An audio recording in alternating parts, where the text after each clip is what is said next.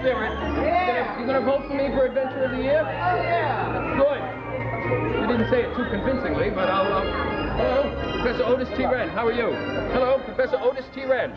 Professor Otis T. Wren, vote for me for the Balderdash Cup. Hello. Hello. How are you? Hello. Hello. How are you? That's very Rick. Hello, sir.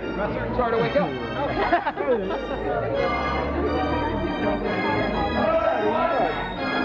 Hey! I'll try that again. Hello, everybody!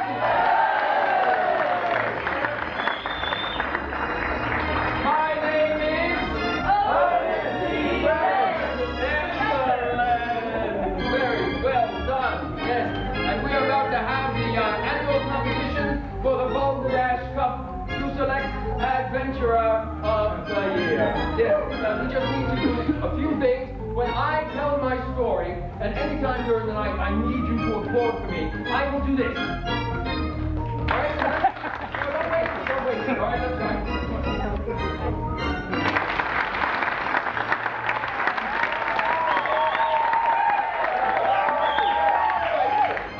Let's just break it down by size. This wall. Yay! This wall. Yay! There we go. All right, over here. The middle. The bar. The first count for the people at the bar to be rowdy. All right, we'll be starting in just a moment, all right?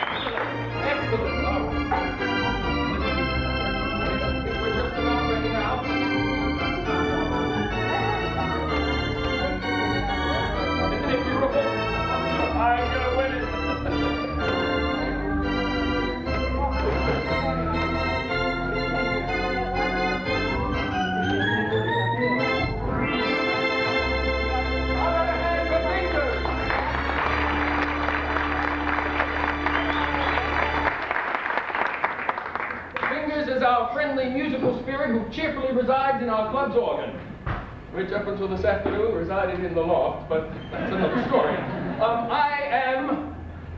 Otis. Try it again. I am... Otis T. Wren. Yes, I am. Club treasurer and world-renowned ichthyologist.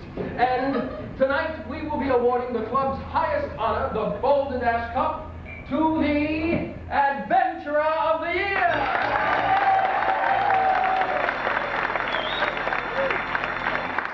But first, in accordance with club traditions, please rise. Rise! What did you understand? I'm sorry, what part did you not understand? All right, please rise and march along as we sing, excuse me, treasurer coming through, the all-purpose club theme song. Fingers.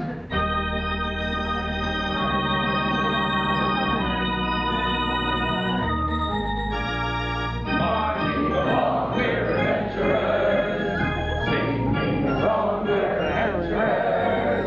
On board now, north, south, west, and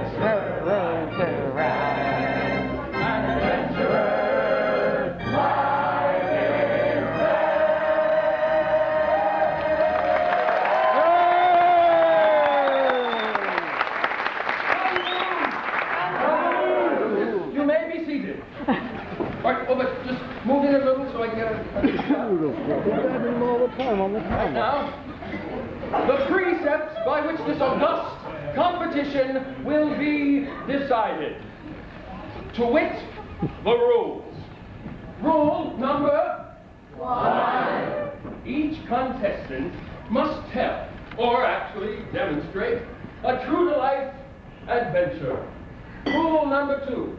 Upon completion of all stories, you, our esteemed guests, will decide who will win the Balderdash Cup. Yes. Excuse me, sir. My name is Emil Bleehall, and I'm an adventurer from Sandusky, Ohio, and I'm here to compete for the Balderdash Cup.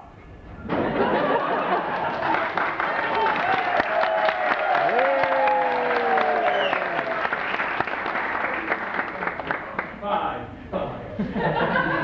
That's impossible. Why? Why? Why? Why? Well, why? Excuse me, sir. Okay. Why? Why? He wants to know why. Why? I'll tell you why. Have you filled out your official entry form yet? No, sir, I have not.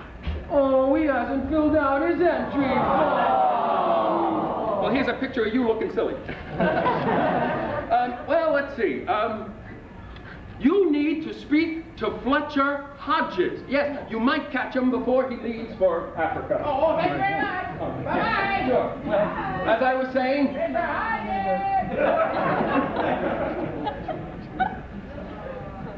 Rule number 2. Keep up. Each contestant must be present in the library to tell their stories. That being said, let the Balderdash begin. All competing members, front and center to the stage. Excuse me. Pressure up on this group.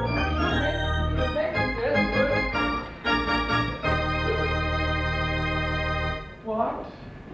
Am I the only member present? No other competing member? No Sutter Bestwick? No Chilton Thompson? No Hathaway Brown?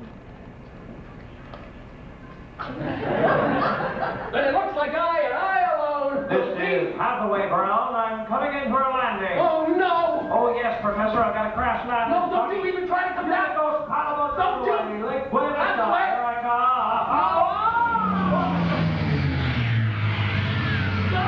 This is a terrible aviator! Stop!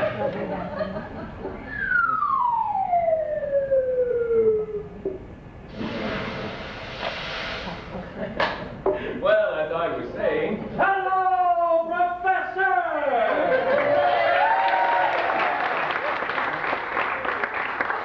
You're too late, Brown. The meeting's already begun, and I'm the winner. You're beginning rule number 4. Each member of the Adventurers Club shall be eligible for the Balderdash Cup competition, provided he or she arrives before midnight of the contest date.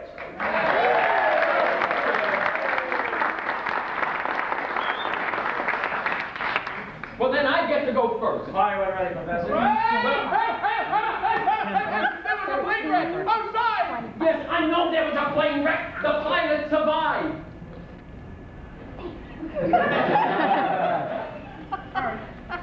And I couldn't find Fletcher Hodges. Try Sutter Bestwick.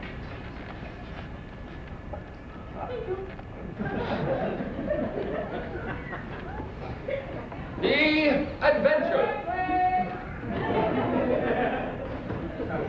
The Adventure of Otis T. Wren.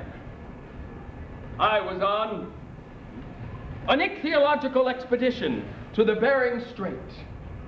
My crew and I were seeking to capture the rare black Machaira marlina. The what, Professor? A big black fish to you. I had just cast my line when all of a sudden I felt a mighty jerk. I thought of you. Then suddenly a giant white edifice of ichthyological flesh erupted from the water. In English, Professor? I had a fish on the line and he wasn't happy. This is another one of your stories about the big one that got away, huh? That was only the beginning. Oh.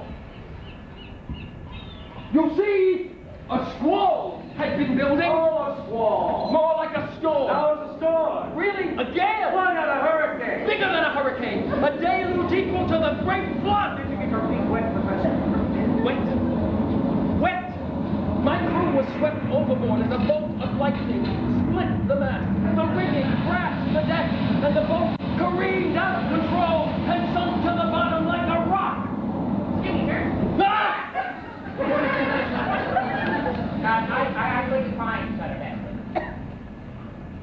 Try Chilton Thompson!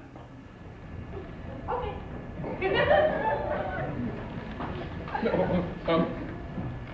I clutched my pole and hung on for dear life as the shark pulled me off the sinking ship and dragged me over the waves. Oh, come now, Professor. Many's the time I've water skied in the wake of a great white. There you go. But that was only the beginning. You see, for 12 days, I was pulled behind the alabaster beast. Thank you.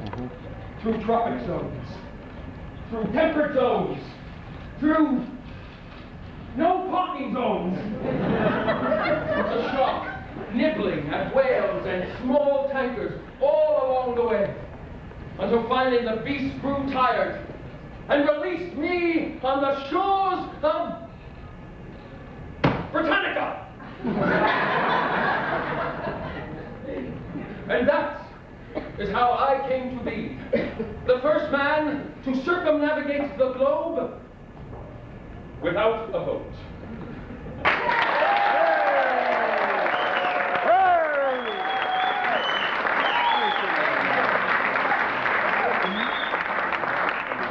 What happened to the shark, Professor? He became a lawyer.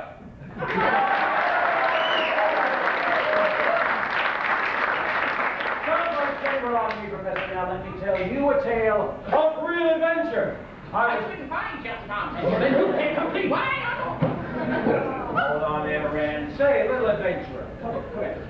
Do you have a tale you can prove? Yes, sir, I do. Well, then let your tale be told. Okay, that's A&P. After me. Yeah, I thought so. I was flying relief supplies to the victims of a cataclysmic earthquake on the island of Krakatoa. I wasn't just sport fishing for the fun of it, Professor. I received a call in the dead of night. And the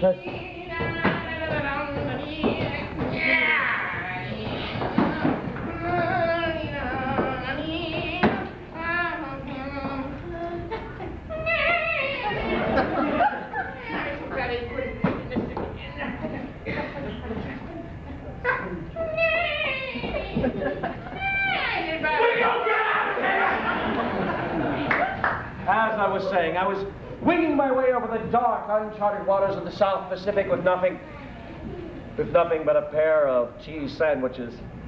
What kind of cheese? American, of course. Later, dear. Without warning, my engine caught, sputtered, and I damn! You see, Jim, my trustworthy mechanic had failed to fill the fuel tank. On the way there, I didn't blame Jim because he's a good mechanic. As dumb as a post. I warned you about that, man. So there I was, hurtling toward the earth, and my altimeters whirling around like a strange Viennese waltz. When out of the corner of my eye, I spotted a tiny volcanic island with a crater lake. An easy landing. I slid the gypsy moth down into the crater, and I gently set her down. Unboiling hot lava! Egad! You see, what I thought was a gentle pond turned out to be a cauldron of boiling death. Time for a cheese sandwich. Grilled. I watched as my beloved gypsy moth disintegrated into the lava's heat. No, I wasn't afraid to die, no. I was really saddened that the relief supplies might not reach the small children of Krakatoa. Did you walk across the lava same halfway? Hardly, Professor. I remember that the tail of the Moth was made of a high-grade titanium. Clutching the medical supplies, I tore the tail rudder off, and I used it as a surfboard to ride the lava. Then the entire floor of the crater collapsed, and I found myself being sucked into a vast sea inside an immense cavern. And there, at the bottom, there, of this vaulted world, stood an island gleaming with light. This was Atlantis, the lost continent.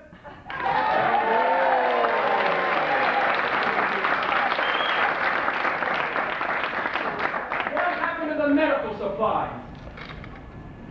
I mailed them.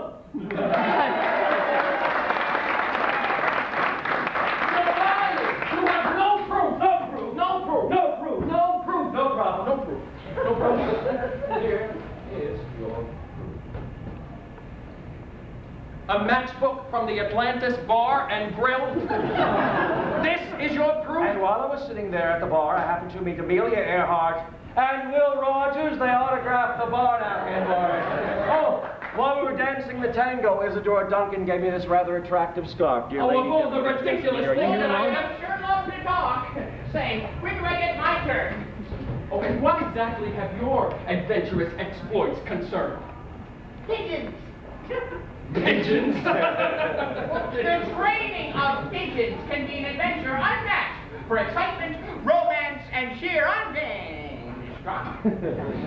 I'm sure, but really now, sir, who here would be interested in a story about pigeons?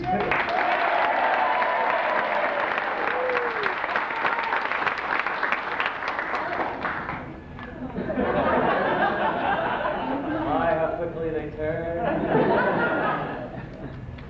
Here's your guest. Let it be on your head. Thank you very much.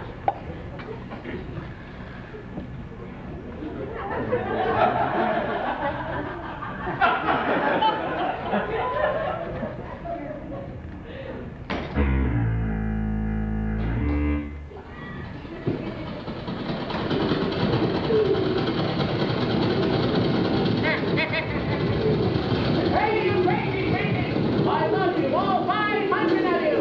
And now, ladies and gentlemen, for our opening number, a tribute to the Buckeye State. Singers, the Ohio State anthem, if you please. And now, our world famous pigeon corps will form the official seal of the great state of Ohio on the roof of this building.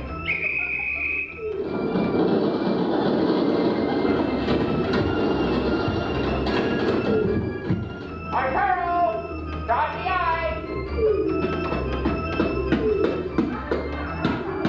Thank you. Thank you.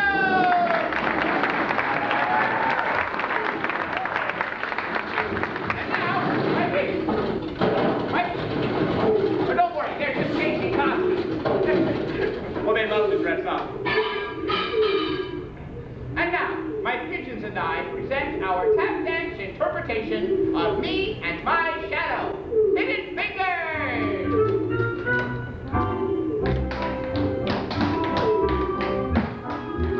Hey!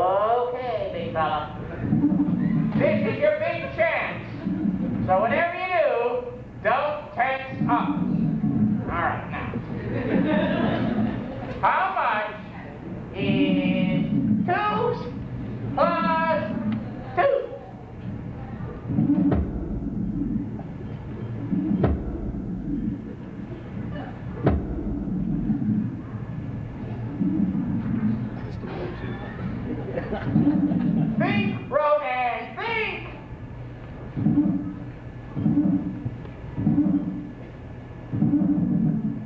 Thank you, Rodan!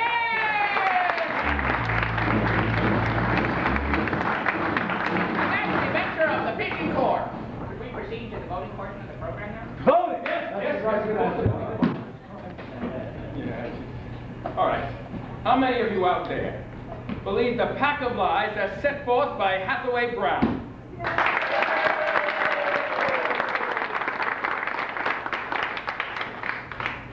Thank you, ladies. How many people, on the other hand, choose to endorse Professor Rain's questionable kettle of fish? I want it's a clear. It was very clear. I had cheers, you had no cheers, you had a Excuse me. And finally, How about a hand for them pigeons, huh, folks?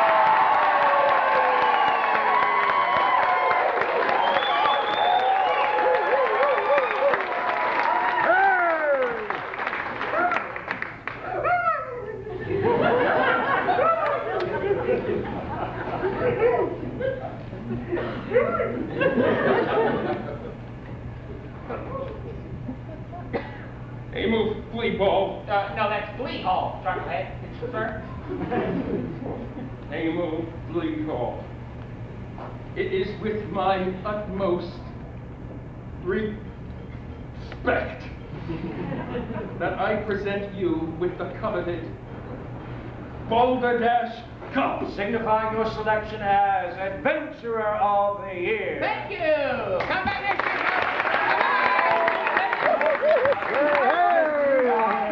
Mr. Bleeball. Does not go to San I want to thank all of you for coming. All of you wonderful people out there, especially those who voted for me. Both of you. And now as you leave the library and explore this wonderful island, remember the club motto. Some days you eat the bear. Some days the bear eats you. But always dress for the hunt. Congaloosh!